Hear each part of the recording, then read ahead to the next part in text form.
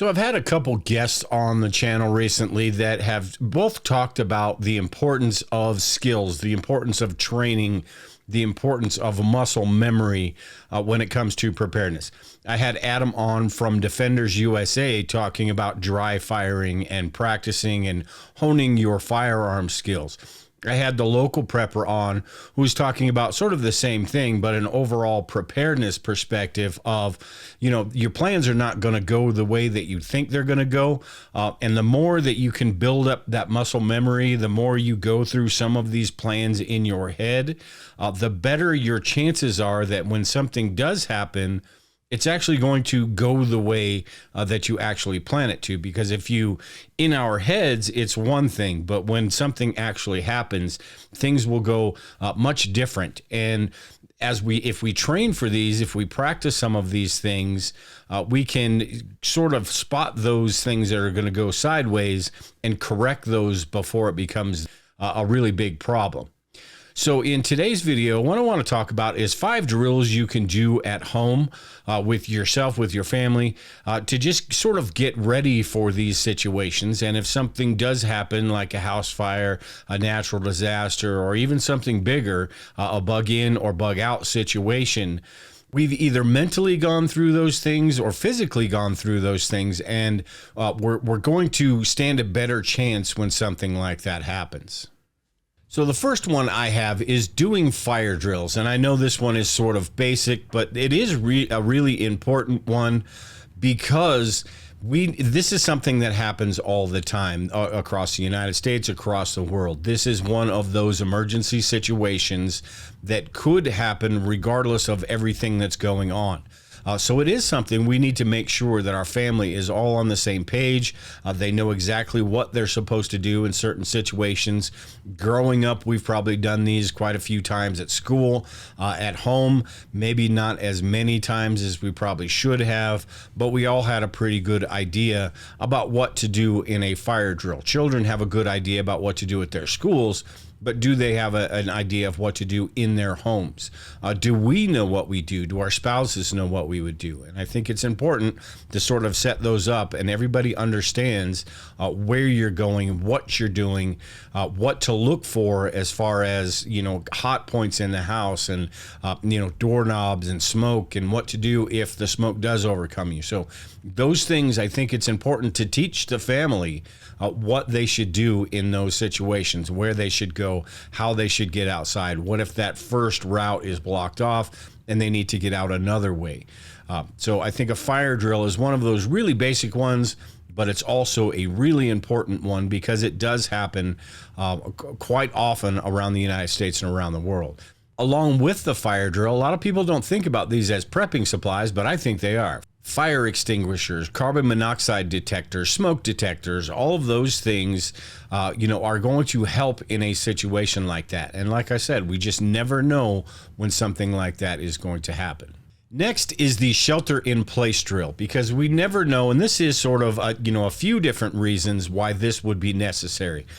If you live in an area where there's hurricanes, tornadoes, possibly even earthquakes, airstrikes, any situation that could happen that would cause us to need to go to the safest location in the house, the location that's got supplies. We've got prepping supplies stored where there's food, there's water, there's alternative energy, light, things like that.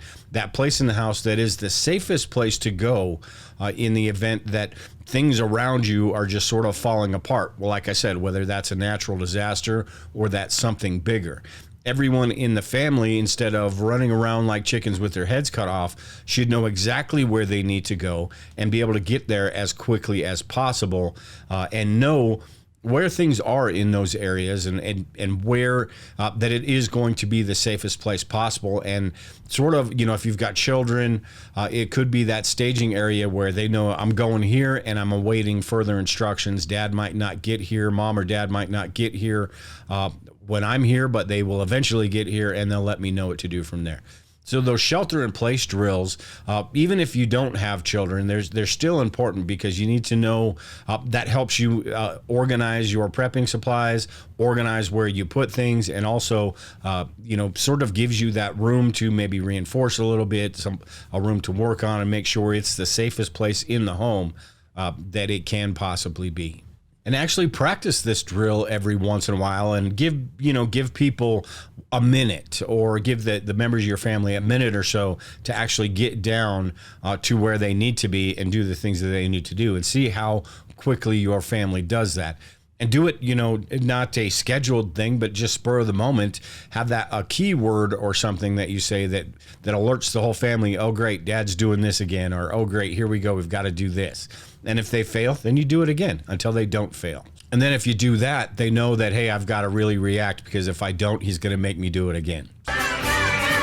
The next one I've got is a bug out drill. And this is one that we talk about in the preparedness community quite a bit, because you just never know when we're going to have to leave. And the quicker time is of essence in a situation like this. And the quicker that you can get your things packed that you're going to take and get out of there, the better chance you have of actually making it out before the roads get packed, or, all the chaos starts breaking out.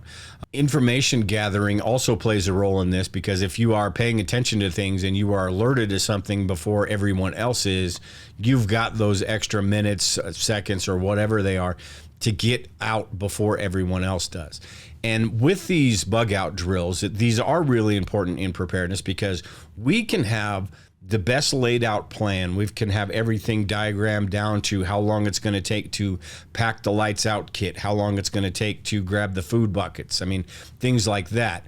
But if our family members or anybody that's going with us don't know that plan or haven't practiced that plan, and if we haven't practiced that plan, written on paper is one thing, but actually doing it, practicing it, finding out your weaknesses, and fixing those weaknesses will help you get that time down. And like I said in the beginning, this is the same thing as doing dry fire drills with your firearms.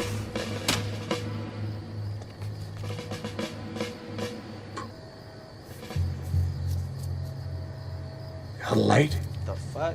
Or just practicing these different things and figuring out your weaknesses before it's a situation where it is a life-threatening situation, and it actually really does matter. So bug out drills are important, and probably something that a lot of us don't do as often as we probably should.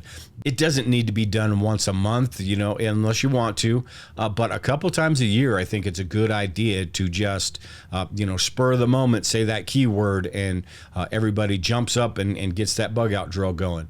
And again, if they don't get it in a certain amount of time, or a little bit better time than they did last time, make them do it again. And I guarantee you, people will jump off the couch to get this drill done, because they're not going to want to do it a second time. So number 4 here is the home invasion drill. And I think this one could very well be one of the most, they're all important, but this one could be the most important, because you've got to make sure, one, that you react properly in a home invasion scenario, and 2, your family reacts, goes to sort of like the shelter in place drill. They go to the safest spot and the safest route possible in a situation where it is a home invasion. And you've got a number of different things that go into this, as far as your alert system, letting your family know what's going on.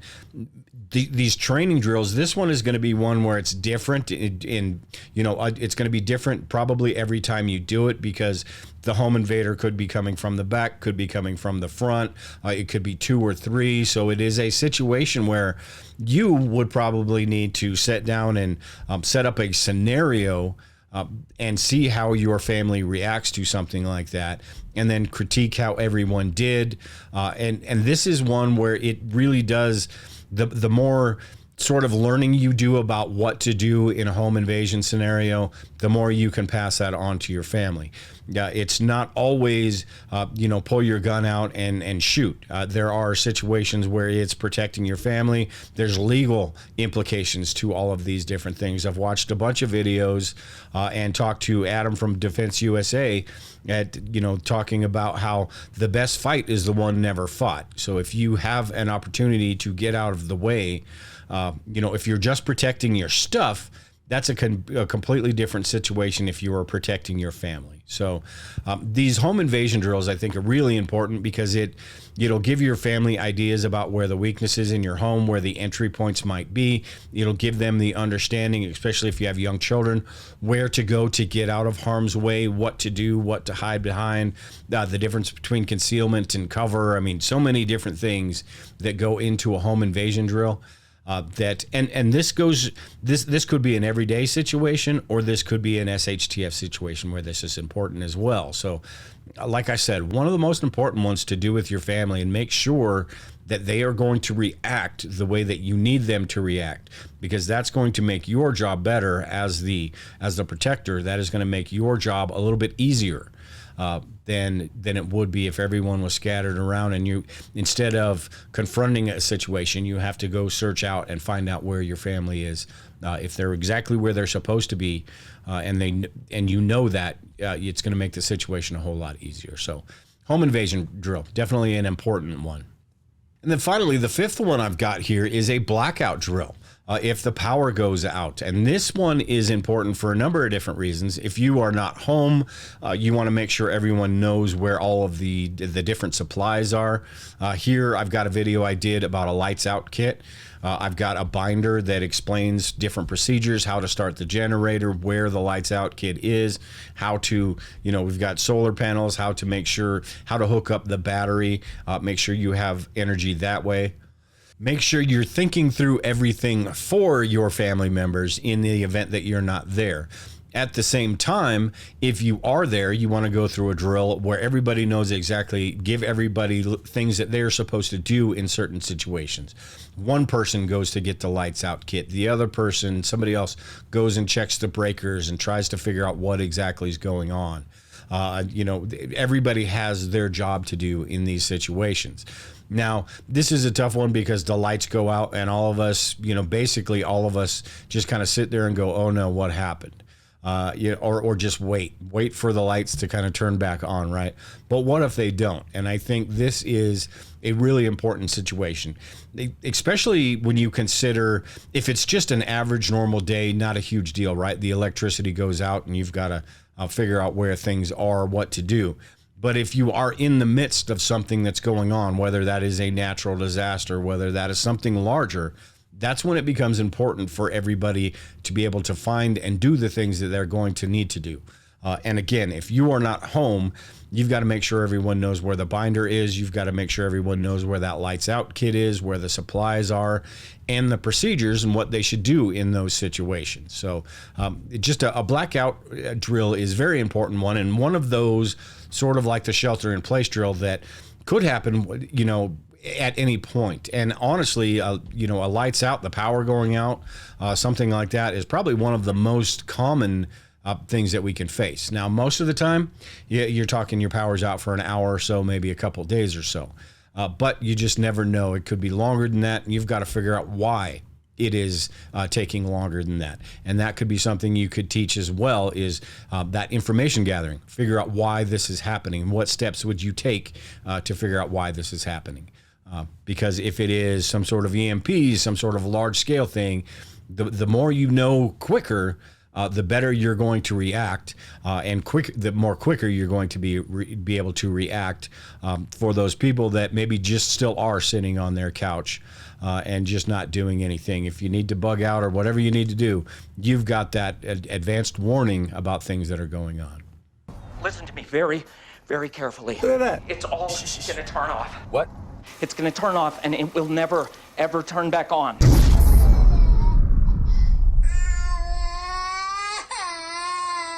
So with that, it's just, 5 drills. I know there's probably a lot more that we should be doing with our families, a lot of different drills, a lot of different things. Like I said, some of these drills sort of encompass a few different areas that we could be doing. If you have any thoughts, any things that you do with your family that may not be like a full-fledged drill like this, but different things that you teach your family on a regular basis to make sure that everyone's on the same page, leave those in the comments below.